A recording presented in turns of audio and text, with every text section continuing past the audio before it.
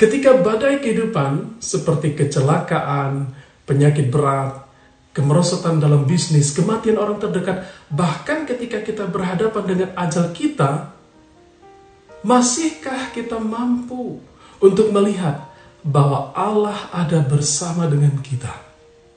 Ataukah kita sama seperti para murid dalam bacaan Injil hari ini yang berseru, "Guru, tidakkah engkau peduli kalau kita binasa?" Teriakan mereka adalah teriakan orang yang putus asa, yang menyalahkan Tuhan seolah-olah dia tidak peduli terhadap situasi hidup mereka.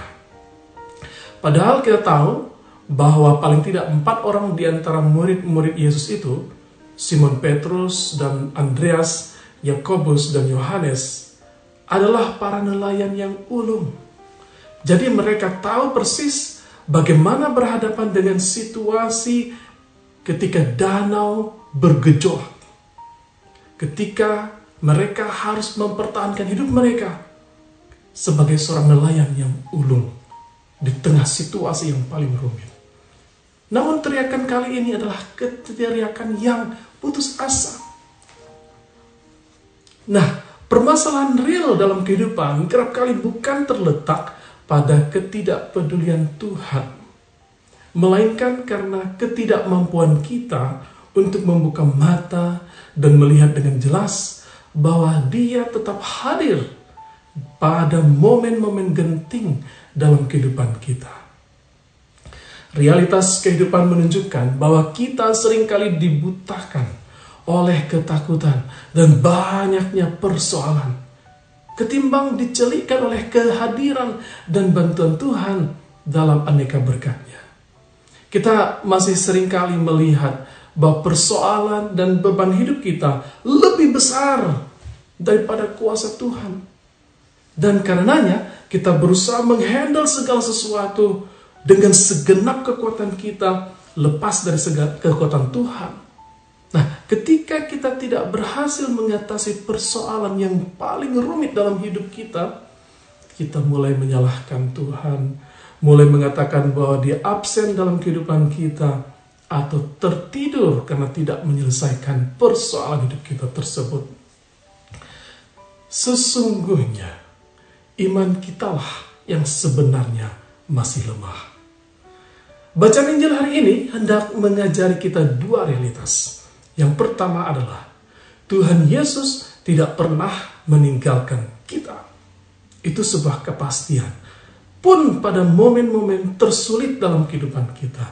Sebaliknya, Dia peduli dan berjalan bersama dengan kita dan orang yang sungguh berpasrah kepadanya. Mengapa? Sebab Dia adalah Putra Allah yang selalu menyertai dan menolong umatnya dalam aneka kesulitan. Dialah Sang Immanuel, Allah beserta kita. Ketika berpisah dengan para muridnya, Yesus tidak pernah berkata, "Goodbye para muridku, selamat tinggal." Tidak. Dia sebaliknya berkata, "Dan ketahuilah, aku menyertai kamu senantiasa sampai kepada akhir zaman." Matius bab 28 ayat 20. Artinya apa? Artinya Tuhan tetap berkuasa menyertai para muridnya sampai selama-lamanya. Itu yang pertama. Yang kedua, mau ditunjukkan juga bahwa Tuhan Yesus sungguh berkuasa atas alam semesta.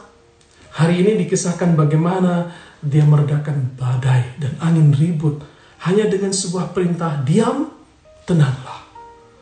Hal ini menunjukkan bahwa Yesus adalah sungguh-sungguh anak Allah yang berkuasa juga atas ciptaan.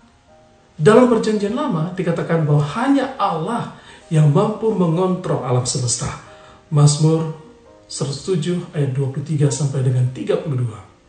Dan jika pergerakan alam semesta aja bisa dikontrol oleh Tuhan, apalagi persoalan hidup kita, persoalan hidup saudara-saudari dan saya. Dia, Tuhan, pasti sanggup mengontrol setiap persoalan hidup kita. Tentu sesuai dengan rencana ilahi dan kehendaknya.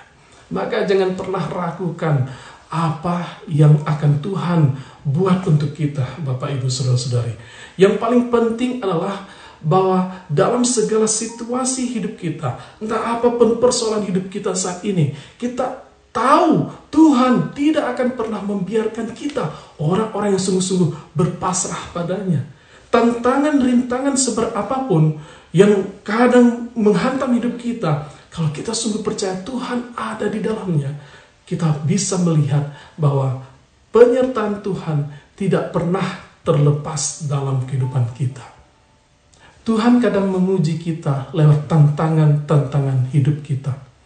Kedewasaan rohani hanya terbukti ketika kita sanggup melihat tantangan-tantangan yang kita hadapi sebagai momen, sebagai batu lonjakan untuk naik ke atas.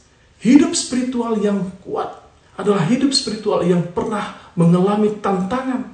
Tapi di dalam tantangan itu, kita tetap kuat berpegang teguh pada Allah yang senantiasa menyertai kita. Maka doa kita yang benar adalah bukan mengatakan, Tuhan lepaskan aku dari tantangan ini. Bukan.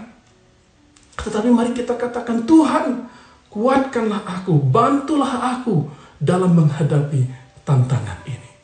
Inilah doa seorang yang beriman, yang sungguh berpasrah hanya pada kehendak Allah dalam hidupnya. Dan semoga saudara dan saya sungguh-sungguh bisa menjadi pribadi-pribadi handal yang beriman kokoh teguh meskipun berhadapan dengan tantangan terberat dalam hidup. Semoga Tuhan memberkati kita.